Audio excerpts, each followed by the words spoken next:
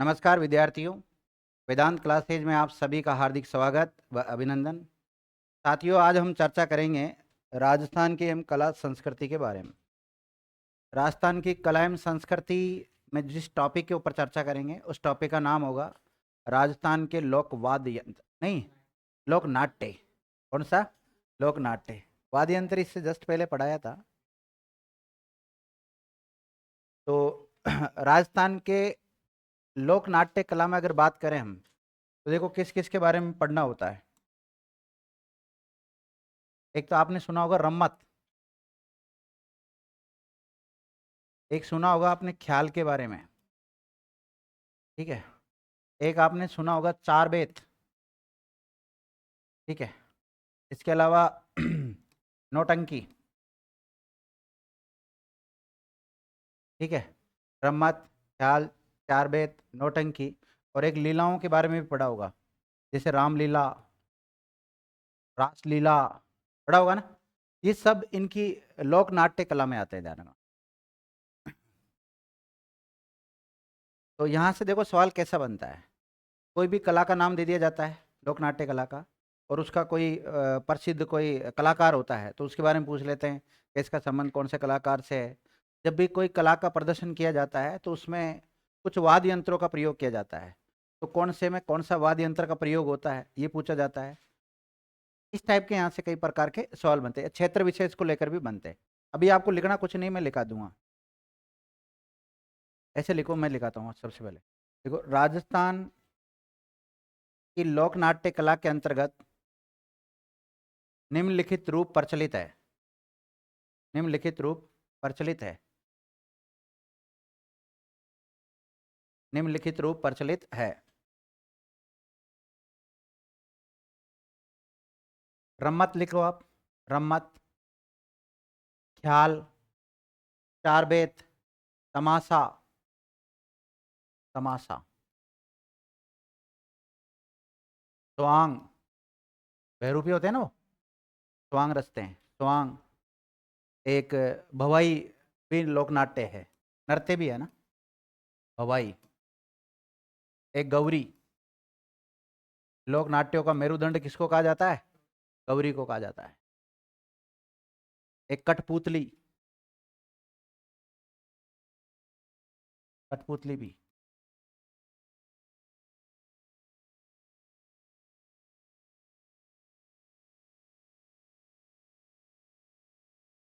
देख लिया। इसके अलावा इसमें कुछ सवारी भी आती है। सवारी, एक जानते हो क्या, जैसे एक लड़का होता है, उसकी बारात जब चली जाती है तो पीछे से जो महिलाएं हैं, एक टूटिया, एक टूटिया भी पढ़ेंगे इसमें। टूटिया के बारे में पढ़ेंगे। तो ये सारे इन तमाम जितने भी पॉइंट आ रहे हैं, इन पॉइंट्स को हम देखेंगे किसमें? लोक नाट्य कला के भीतर।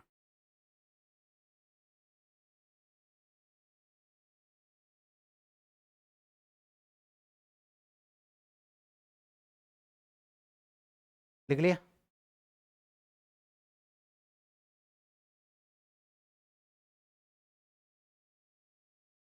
लोक नाट्य कला।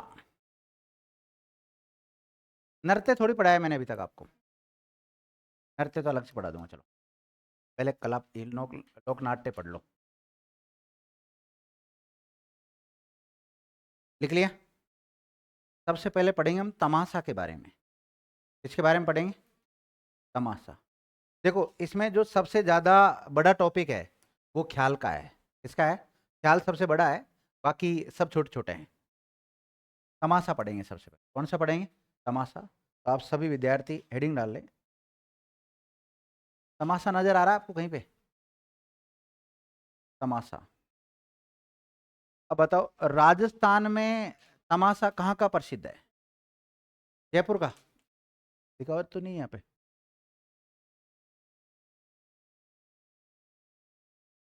देखो,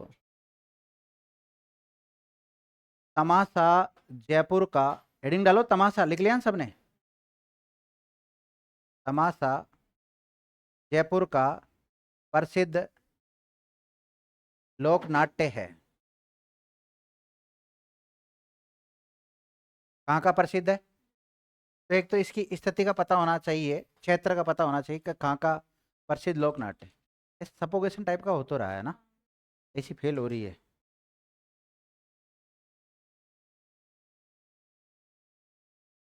से कम तो होगा ही नहीं, 17 से कम तो जो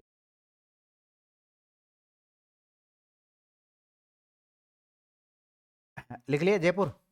अब देखो इसको जयपुर में जब शुरू किया गया तो जयपुर के किस शासक के काल में इसको शुरू किया गया था जयपुर में? बताएंगे आप कोई? कच्छा वंश पूरा पढ़ा दिया मैंने आपको। प्रताप सिंह के समय।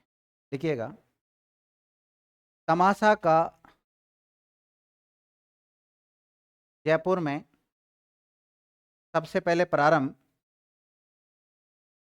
महाराजा प्रताप सिंह, महाराजा प्रताप सिंह के समय हुआ। इसका प्रारंभ कब हुआ था? महाराजा प्रताप सिंह के समय हुआ था।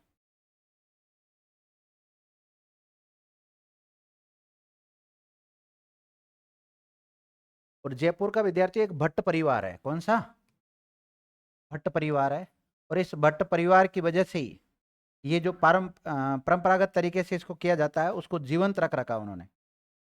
देखिएगा, तमाशा को परंपरागत रूप से आज भी जयपुर के भट्ट परिवार ने जीवंत रख रखा है या जीवंत बना रखा है।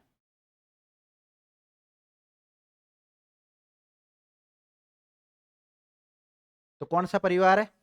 भट्ट परिवार, इसका नाम याद रखना। तो अभी तक तो 2-3 फैक्ट ही आए हैं यहाँ से निकल के। एक तो महाराजा का नाम याद रखना आपको, महाराजा प्रताप सिंह। और कहाँ कहाँ का प्रसिद्ध है ये तमाशा? जयपुर का प्रसिद्ध है। देखो, क्या मूल रूप से राजस्थान का लोक नाट्य है? तो कहाँ का है? महाराष्ट्र का। देखो, तमाशा मूल रूप से महाराष्ट्र का है। कहाँ का है?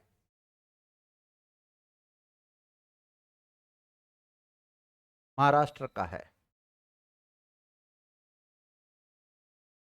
अब देखो, तमाशा हमेशा खुले मंच पे किया जाता है। इस पर किया जाता है, खुले मंच पर किया जाता है, जिसे अखाड़ा कहते हैं। लिखो, तमाशा खुले मंच पर किया जाता है,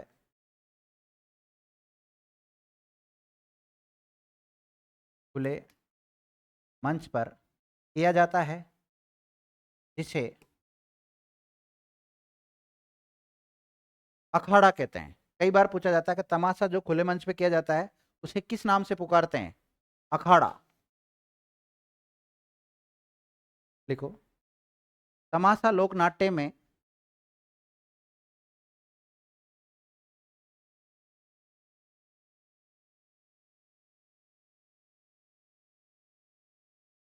जयपुरी ख्याल और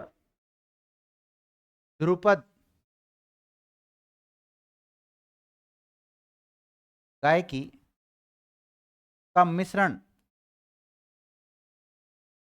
मिलता है।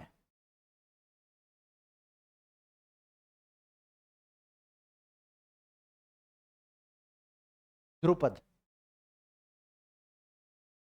ध्रुपद गायक, ध्रुपद गायकी और जयपुरी ख्याल का मिश्रण मिलता है किसमें? तमाशा में। अब देखो, जब भी कोई तमाशा किया जाता होगा तो मतलब एक प्रकार से लोक नाट्य है। लोगों को आकर्षित करने के लिए प्राचीन समय से जो नाटक किए जाते हैं उनको क्या कहते हैं? एक प्रकार से लोक नाट्य कहते हैं। परंपरागत तरीके से होते हैं सारे। ठीक है। अब इसके कोई इसमें वाद्य यंत्रों का प्रयोग भी होता होगा। तो लिखो, तमाशा में प्रयुक्त होने वाले प्रमुख वाद्य यंत्र। प्रमुख वाद्य यंत्र कौन कौन से वाद्य यंत्रों का प्रयोग होता है? हारमोनियम का होता है,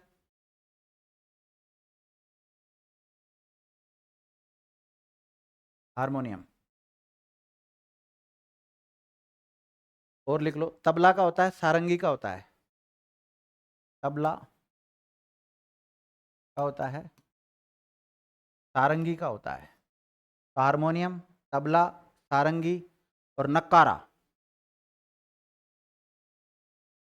नक्कारा। वाद्य यंत्रों का प्रयोग होता है। कौन कौन से का होता है?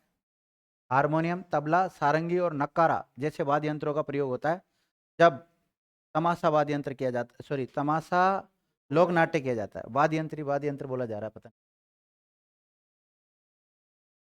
लिख लिया? अब इसके कौन कोई कलाकार भी होंगे, लिखो प्रमुख कलाकार।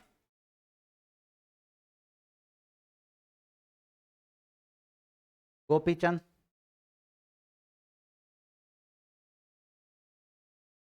गोपी चंद, और एक का नाम मिलता है वासुदेव भट्ट।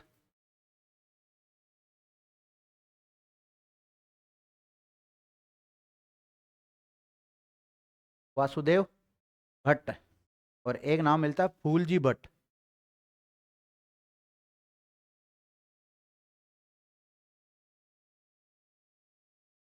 देखो मैं फिर बता देता हूँ, आपके एग्जाम में सवाल कैसे बनेगा। गोपीचंद, वासुदेव भट्ट और फूलजी भट्ट का संबंध किससे है?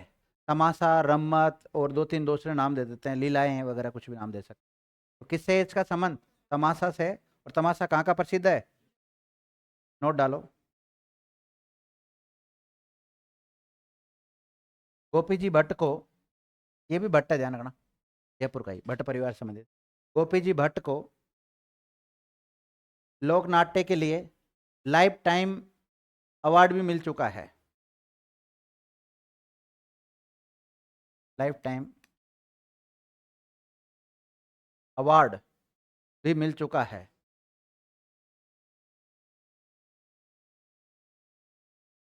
लाइफ टाइम अवार्ड भी मिल चुका है लोक नाट्यों के लिए।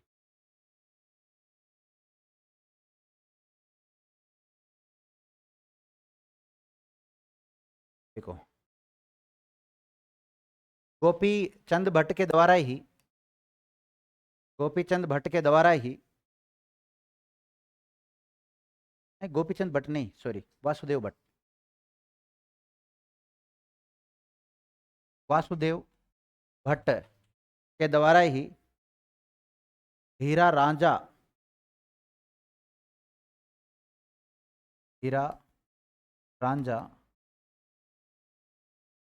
तमाशा की शुरुआत की गई। तो हीरा रांझा तमाशा की शुरुआत किसने की है? वासुदेव भट्ट ने की है, ध्यान रखना। और एक गोपीचंद तमाशा की शुरुआत भी इसने की है, गोपीचंद तमाशा। तो गोपीचंद तमाशा और हीरा रांझा तमाशा की शुरुआत किसके द्वारा की गई? वासुदेव भट्ट के द्वारा।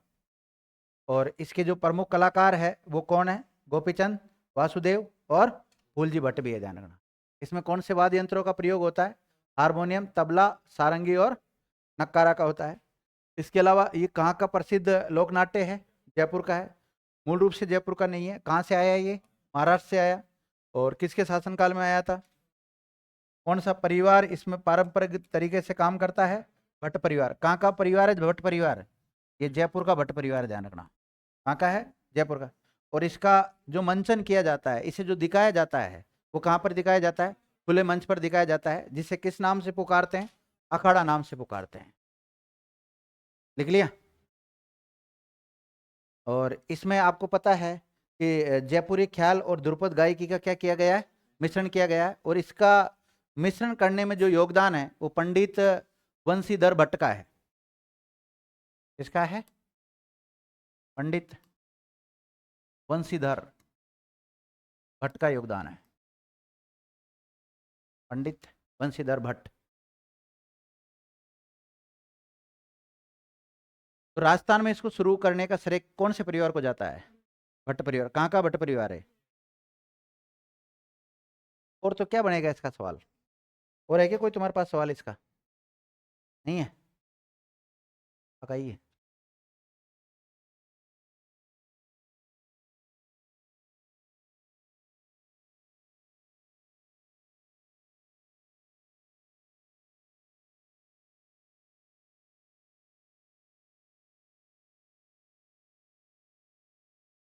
लिखो, नौटंकी। अगला लोक नाट्य, एक लोक नाट्य कंप्लीट हो गया अपना। कौन सा हुआ है? तमाशा। एक दो लाइन की जगह छोड़ देना, कभी इन फ्यूचर कुछ ऐड करने की जरूरत पड़े तो आप ऐड कर लेना उसमें।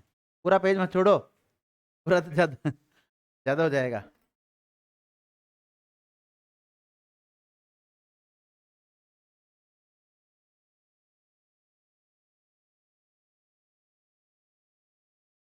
देख लिए, नौटंकी। लोक नाट्य का काम क्या नाम है? कई बार जैसे आपस में आप लोग भी बोलते होंगे, ज़्यादा नौटंकी मत कर।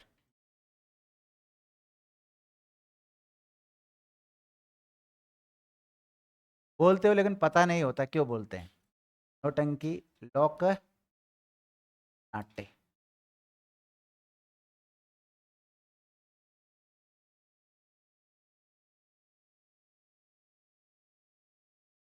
बताओ, किसे कहते हैं नौटंकी लोक नाट्य?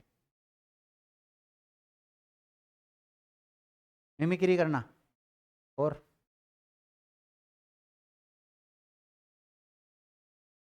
देखो विद्यार्थी, इसमें 9 प्रकार के वाद्य यंत्रों का प्रयोग किया जाता है, इसलिए भी इसे नौटंकी लोक नाट्य कहते हैं।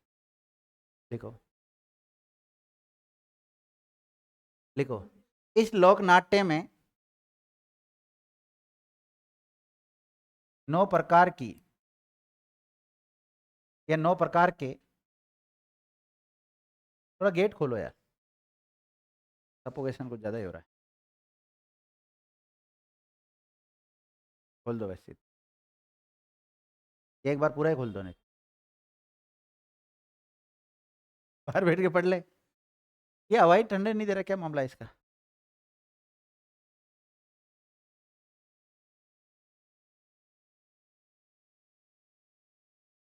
रुको रुको रुको।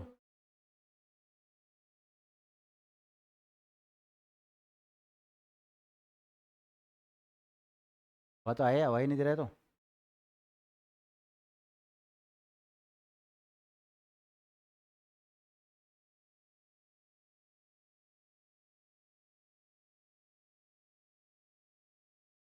आ रही ना हवा? हैं? ये तो बंद हो रहा है।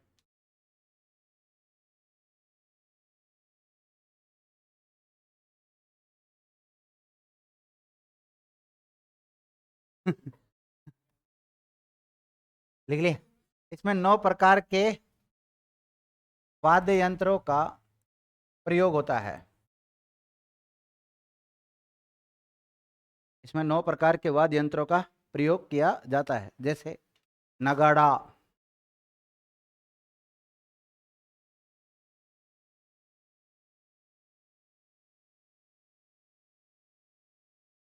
ढोलक,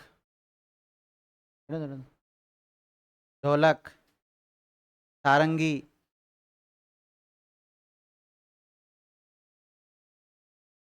सारंगी, चिंकारा, ढपली,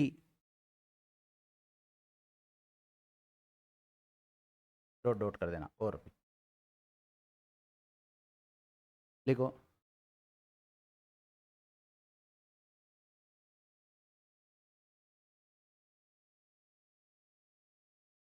देखो, नौटंकी कौन से क्षेत्रों में की जाती है, वो क्षेत्रों का नाम लिख लो। अलवर, भरतपुर, अलवर, भरतपुर, और भरतपुर लिखते हैं उसके साथ क्या लिख लिया करो, एक भी लिख लिया करो।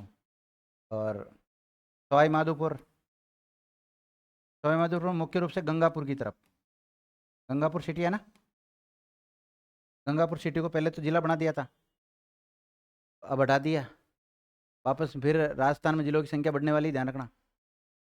राजस्थान में जिलों की संख्या बढ़ने वाली, घटने वाली नहीं है। 41 से ज़्यादा होने वाले हैं, और ज़्यादातर संभावना अनूपगढ़ की है।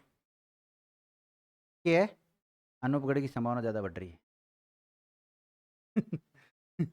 लिख लिया? अलवर, भरतपुर, डीग, धौलपुर, करौली, सवाई माधोपुर। धौलपुर लिख लो, करौली।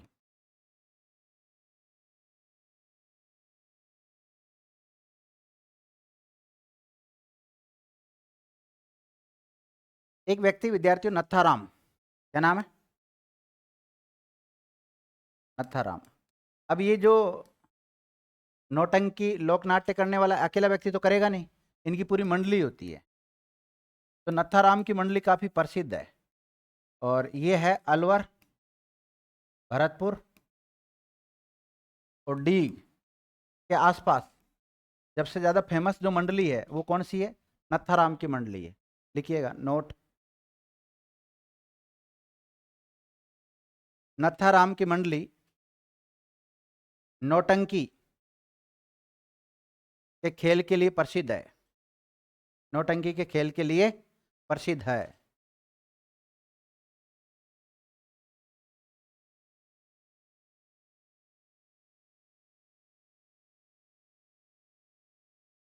और इसमें जगह लिख लेना, इधर लिख लेना, धौलपुर, भरतपुर और डीग के आसपास। ऐसी बात नहीं है, दूसरी जगह पर भी जैसे इनको अगर अजमेर में बुलाया जाए ना, तो अजमेर में भी आके कर सकते हैं, और मुख्य रूप से उस क्षेत्र में करते हैं। लिख लिया? नौटंकी का आयोजन कब करवाया जाता है? विवाह के अवसर पर, या फिर कोई उत्सव त्यौहार जो होते हैं ना, उस समय पर। लिखिएगा, नौटंकी का आयोजन प्राय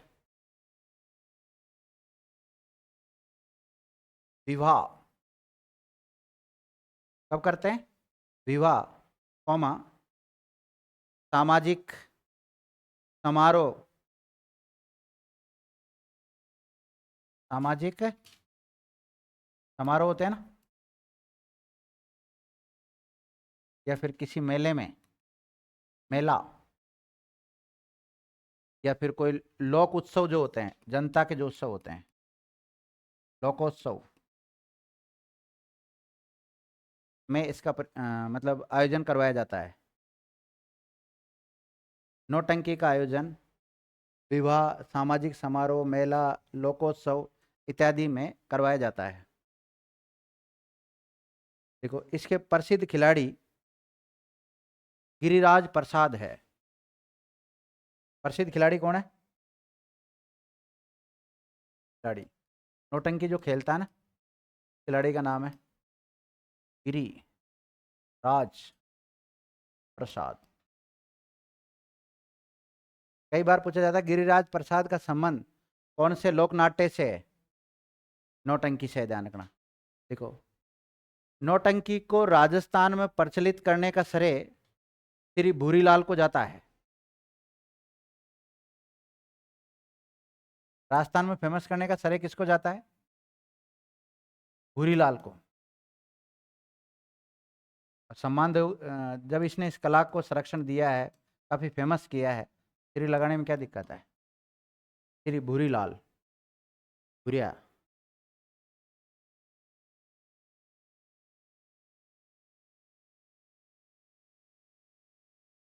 इसके अलावा दो महिलाओं के नाम भी आता है।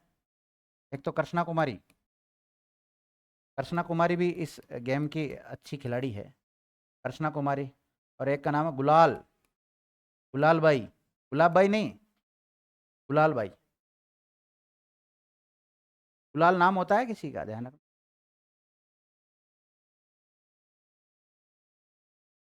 अब देखो ये क्या करते हैं, मतलब जो पौराणिक कथानक होते हैं उनकी कॉपी करता है एक प्रकार से। जैसे राजा हरिश्चंद्र का रोल करता है, कोई किसका रोल करता है, तो जो पौराणिक जितने भी, ऐसे लिखो एक नोट डाल के, प्रसिद्ध नौटंकी, मतलब किस किस की नौटंकी की जाती है? प्रसिद्ध नौटंकी। इनके अलावा भी होती है, लेकिन जो फेमस फेमस नौटंकियां हैं उनका नाम लिखा देता हूं मैं। एक लिखो, बसंत रूप या रूप बसंत। रूप बसंत की नौटंकी की जाती। नकाब पोष,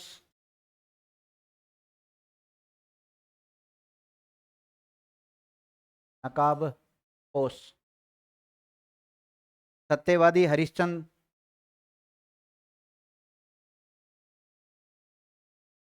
सत्यवादी हरिश्चंद्र की जाती है।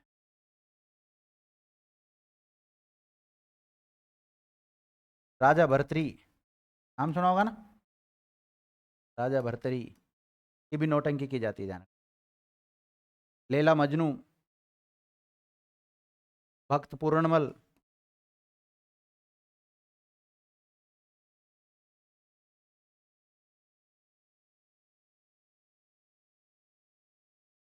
लैला मजनू, अलग अलग टाइप की नौटंकियाँ होती है।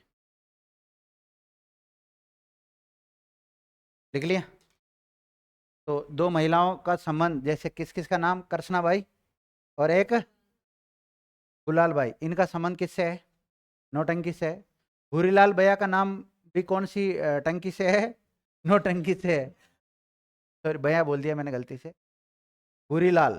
तो भूरीलाल का इसको श्रेय दिया जाता है, मतलब कि राजस्थान में प्रचार प्रसार करने में मुख्य योगदान किसका है, भूरीलाल का है। और इसका प्रसिद्ध खिलाड़ी कौन है, गिरिराज। और एक मंडली है, और उस मंडली का नाम क्या है, उस मंडली का नाम भी मैंने लिखाया था, नत्थाराम की मंडली। तो एक तो इस मंडली का नाम याद रखना है इसमें। देखो मेरी बात सुनना, ज्यादातर सवाल तो ख्याल से आते हैं, या फिर रम्मत से आते हैं, या गौरी से आते हैं, या फिर उस बहुरूपिया वाले है ना स्वांग, उससे आते हैं। लेकिन फिर भी जब ये लोक नाट्य कला में आते हैं तो इनके बारे में पढ़ना जरूरी होता है। तो आप कहोगे सर ये क्या हो गया। और क्षेत्र पूछा जाता है इनका, कौन सा क्षेत्र में प्रसिद्ध है ये, अलवर, भरतपुर, धौलपुर, करौली, डीग और गंगापुर सिटी के आसपास।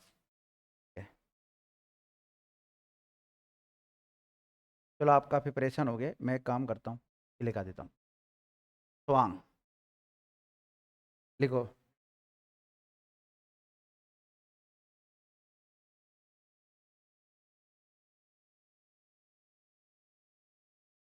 बहरूपिया होता है ना, बहरूपिया, क्या दिख रहा है तुम्हारे को इसमें, रूप बदल कर ऐसा अभिनय करते हैं कि असल और नकल में भेद। स्वांग लिख लो आप तो। हाँ मेकअप है ना, देव देवता बनते हैं।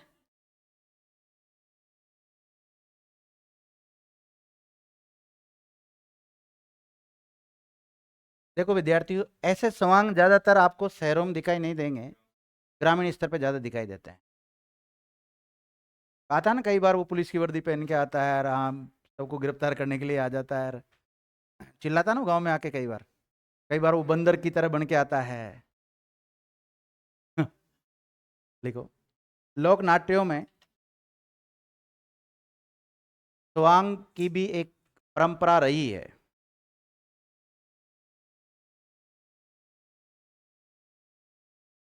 लोक नाट्य में स्वांग की भी एक परंपरा रही है।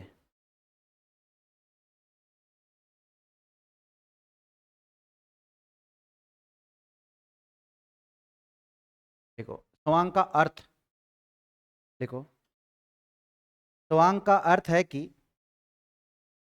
किसी विशेष ऐतिहासिक, किसी विशेष ऐतिहासिक, कौमा पौराणिक, लोक प्रसिद्ध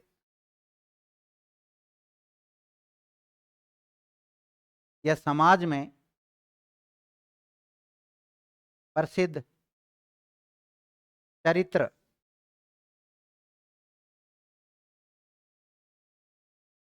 तथा देवी देवताओं की तरह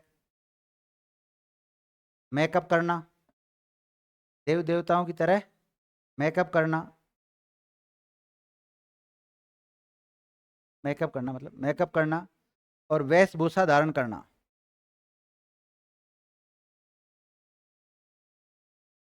यहाँ से जो सवाल बनेगा वो मैं बता दूंगा, ये तो फैक्ट है इसके बारे में, ताकि इस सवाल को आप समझ जाओ।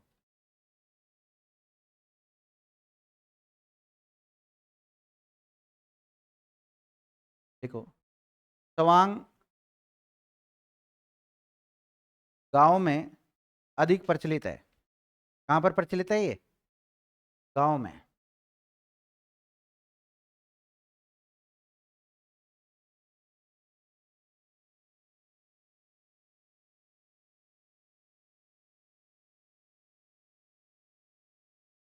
लिखो, तवांग रचने वाला व्यक्ति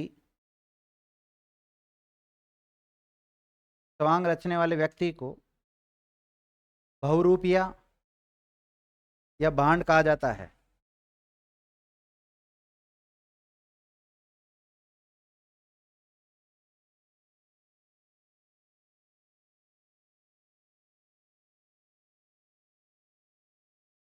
अब देखो विद्यार्थियों, इसका एक बहुत प्रसिद्ध कलाकार है जिसका नाम है परशुराम। क्या नाम है? एक प्रकार से ये कला विलुप्त होती जा रही है, विलुप्त होने के कगार पर है ये। देखो, इस विलुप्त होती हुई लोक नाट्य कला को, इस विलुप्त होती हुई लोक नाट्य, कुछ समय बाद में शहरों के लोग तो इसको जानते नहीं, वैसे भी अभी गांव से संबंधित है इसलिए कुछ लोग जानते हैं, ठीक है, और कुछ समय बाद में लोग भूल जाएंगे इसको। क्या लिखा आपने? इस विलुप्त प्राय कला को के सबसे प्रसिद्ध कलाकार परशुराम हैं। कौन है? परशुराम है। अब परशुराम ने तो इसको संरक्षण देने का काम किया एक प्रकार से, है ना, लेकिन एक व्यक्ति हुए हैं जिनका नाम है जानकीलाल भांड। क्या नाम है? जानकीलाल भांड। जानकीलाल भांड ने इसको नेशनल और इंटरनेशनल लेवल पर प्रसिद्धि दिलाई। ध्यान रखना, लिखिएगा, भीलवाड़ा के जानकीलाल भांड ने, अब नाम याद रखना आपको, किसका?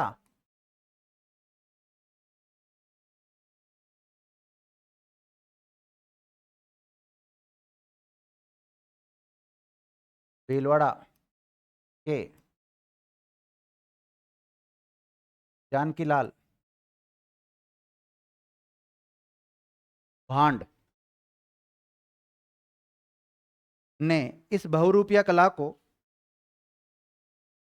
इस बहुरूपिया कला को राष्ट्रीय और अंतर्राष्ट्रीय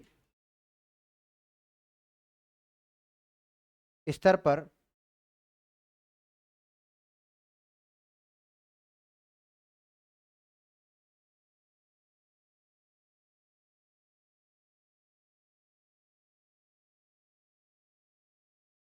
राष्ट्रीय और अंतर्राष्ट्रीय स्तर पर प्रसिद्धि दिलाई है। तो इस बहुरूपिया कला या स्वांग को इंटरनेशनल और नेशनल लेवल पर प्रसिद्धि दिलाने का श्रेय किसको दिया जाता है? जानकीलाल भांड। कहाँ का है? भीलवाड़ा के। इनको मंकी मैन भी कहते हैं। जानकीलाल भांड को किस नाम से जाना जाता है? मंकी मैन के नाम से भी जाना जाता है।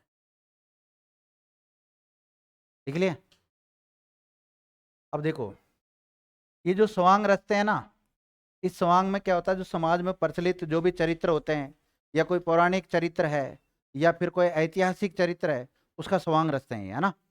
लेकिन एक जाति होती है जिसका नाम है चारण। क्या नाम है? चारण।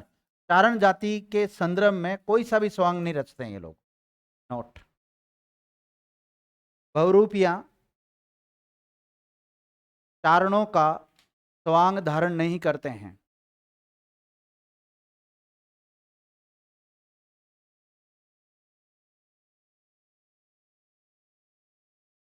आपने देखा होगा कभी कभी, जैसे कोई राष्ट्रीय स्तर की प्रदर्शनी लग रही है, तो वहां पर सब लोग अपने अपने राज्यों का कला का प्रदर्शन करते हैं, या कोई गेम्स होते हैं उस समय तो कलाओं का प्रदर्शन होता है ना। तो अगर कहीं पर ये स्वांग रचने वाली या बहुरूपीय कला का प्रदर्शन करना हो, भारत में मान लेते हैं हम, जैसे माना कि मेघालय में कोई टूर्नामेंट हो रहे हैं, वहाँ पर राजस्थान की तरफ से अगर स्वांग या फिर इस कला को भी अगर शामिल किया जाता है वहाँ पे दिखाने में, तो राजस्थान को रिप्रेजेंट कौन करेगा वहाँ पे जाके? जानकीलाल भांड करेगा। ध्यान रखना। तो राजस्थान का प्रतिनिधित्व करता है ये, जहाँ पर भी इस कला को दिखाना हो।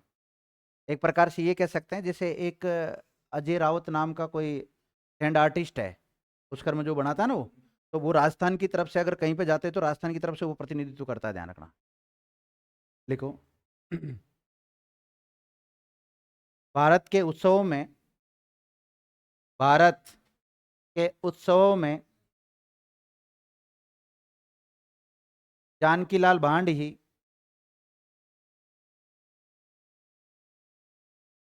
इसका प्रतिनिधित्व करता है। तो इसको रिप्रेजेंट कौन करता है? जानकीलाल भांड करता है। ध्यान रखना।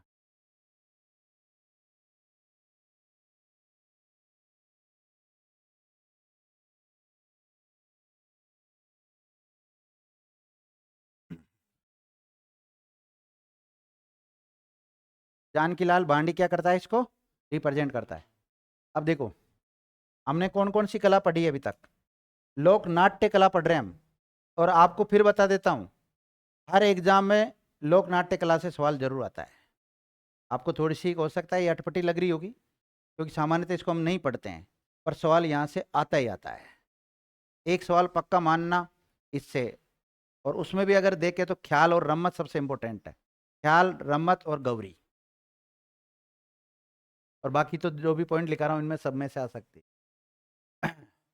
देखो आपने सबसे पहले किसके बारे में कौन सा लोक नाट्य पढ़ा, तमाशा। फिर उसके बाद में नौटंकी हो गया, सवाई माधोपुर, धौलपुर, भरतपुर, अलवर के आसपास कौन सा लोक नाट्य किया जाता है, मुख्य रूप से नौटंकी किया जाता है, ध्यान रखना। और ये चार बेत, अगला कौन सा पढ़ेंगे हम, चार बेत। देखो चार बेत लोक नाट्य, थोड़ी जगह छोड़ना, कौन सा है, चार बेत। हाँ खुशबू बता, चार बेत कहाँ का प्रसिद्ध लोक नाट्य है, पहली बार नाम सुना है तो कला एवं संस्कृति पढ़ रखी, बताइए ना आपने। रेणु बताओ, चेतना, हाँ बोले ना। और बाकी उम्मीदवार, एक जैसलमेर बता रहा है, हाँ टोंक सही है, जिन्होंने टोंक बताया है उनका बिल्कुल राइट सही।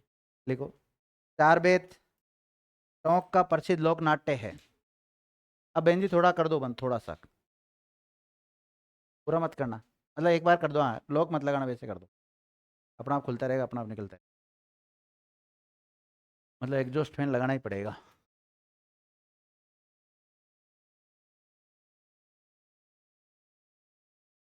कहाँ का लोक नाट्य है ये, टोंक का, ध्यान रखना। देखो इस लोक नाट्य को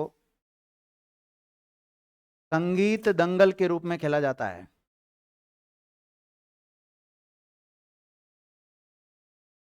संगीत दंगल के रूप में खेला जाता है।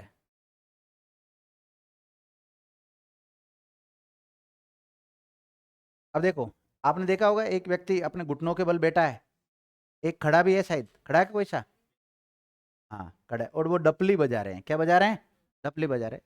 तो घुटनों के बल बैठकर या खड़े होकर क्या बजाते हैं ये लोग, डपली बजाते हैं इसमें, लिखिएगा। इस लोक नाट्य में गायक टफ, डपली से थोड़ा बड़ा ना, टफ बजाते हैं, क्या बजाते हैं, टफ वाद्य यंत्र। टफ क्या है, एक वाद्य यंत्र है, बजाते हैं, तथा घुटनों के बल खड़े होकर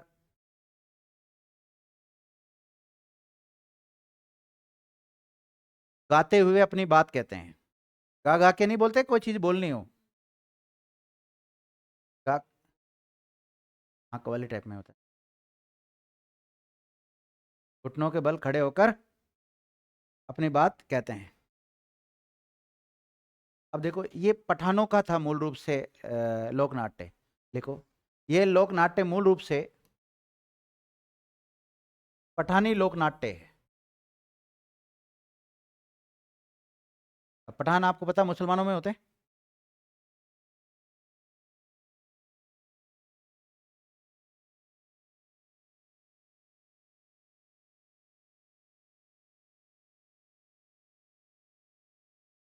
देखो इसको शुरू करने का श्रेय किसको जाता है टोक में, करीम खान निहंग को। किसको जाता है, करीम खान निहंग को। लेकिन किसके समय टोंक में शुरू हुआ, तो वो लिखो, ये लोक नाट्य टोंक के नवाब फैजुल्ला खां, टोंक के नवाब फैजुल्ला खां के समय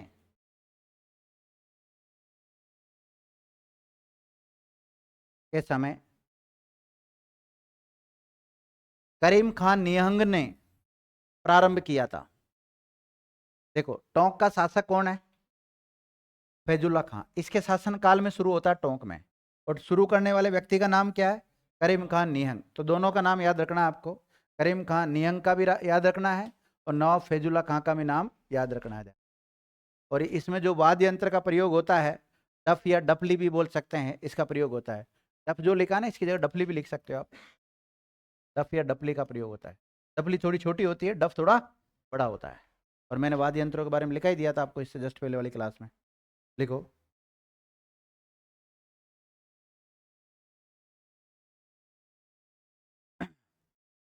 तो चार बेत के बारे में तो यही पूछा जाता है कि चार बेत जो लोक नाट्य शैली है वो कहाँ की है? टोंक की। एक तो सबसे मुख्य तो ये प्रश्न बनता है यहाँ से। और ज्यादातर डीप जाके सवाल पूछेगा तो क्या पूछेगा? केस को लाने का श्रेय किसको जाता है? करीम खान नियंग को जाता है। इसने शुरू की थी किसके समय? नवाब फैजुल्ला खां के समय।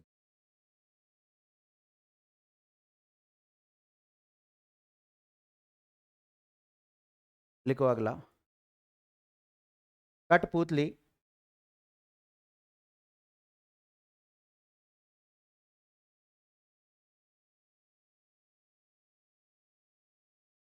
लोक नाट्य।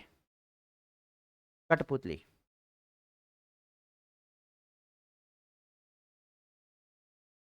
कठपुतली लोक नाट्य।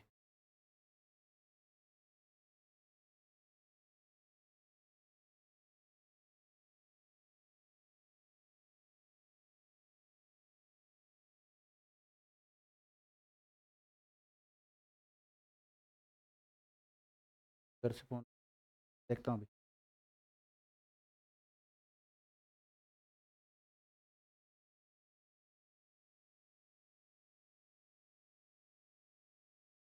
कठपुतली लोक नाट्य। देख लिया क्या होता है कठपुतली लोक नाट्य? लकड़ी की गुड़िया टाइप में बनी हुई रहती है, फिर उसको एक धागे से उंगलियों के बांध के रखते हैं, फिर उंगलियों से वो नचाते हैं, उसको क्या कहते हैं? कठपुतली। और ये मुख्य रूप से वो नचाने का जो काम करती है। चलो, इस पर चर्चा करता हूँ विद्यार्थियों नेक्स्ट क्लास में ना।